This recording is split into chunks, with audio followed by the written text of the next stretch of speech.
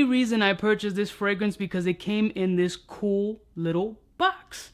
Nobody's talked about this fragrance. I haven't seen any videos on it, not that I really looked, but I literally bought it just for this presentation. Now, what fragrance is in this box? Let's roll my motherfucking music and find out so you can creep inside of my box.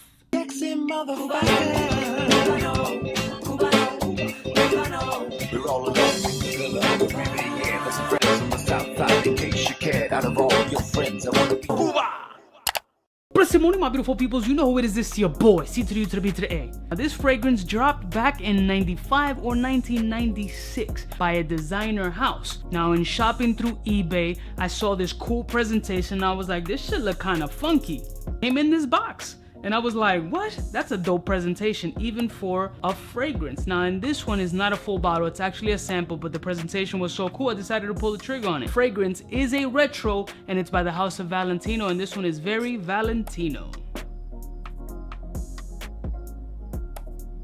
I don't know what I'm gonna use this for, but mirrored tops with reflections and little boxes just brings me back to a particular time in my life where it was a little suspect. Now, this fragrance I've never smelled before. I was a Valentino V guy myself, so I figured, yo, why not pull the trigger? Presentation is dope, so let's give it a shot. I'm wearing this joint on my wrist, and I must say, it's actually very nice, man. It has a little bit of Valentino V DNA, but really what stands out in this fragrance is the old school lavender fougere flow with a nice spicy coriander and musky base. The dope shit is when you think of 90s fragrances, you think of barbershop fougere heavy lavender fragrances. In this particular case, you got that lavender flow, you got a little bit of that fougere essence, but you also get a little bit of a resinous base along with that musk, which makes it extra interesting and maybe a little bit ahead of its time since this came out in what, 95, 96? Super bright, very refreshing. The lavender is definitely beautiful, but it's a lavender that literally smells like it's coated in coriander and delicious kitchen spices. This is a dabber, unfortunately. It's not a sprayer, which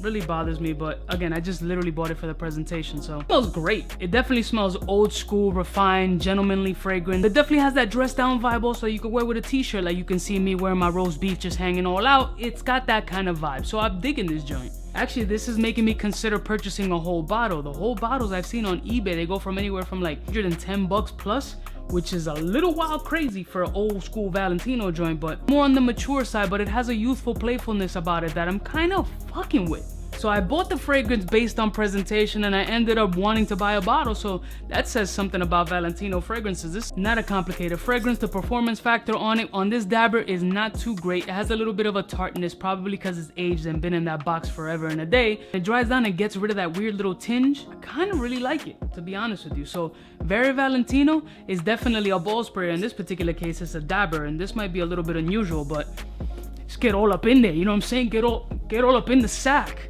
Should have taken a bath. I love y'all motherfuckers from the heart. Have you smelled very Valentino or any cool throwback Valentino fragrances that I haven't smelled? Let me know. I'll see y'all bitches next time. You know who it is? Who be buying mystery boxes on eBay? Lord knows what could have been in here, like a fucking finger and a nail. Smooches. For the fly gun holder, money folder, motor roller, start tack when it's time to call back. For the rough, rugged, and raw way, this nigga Jay, it's a game, but he don't play. Hey, for all the chicks that got dead in the penthouse suite on top of my mom's crib. It's nonsense you never get in. It's nonsense that you would think that you would.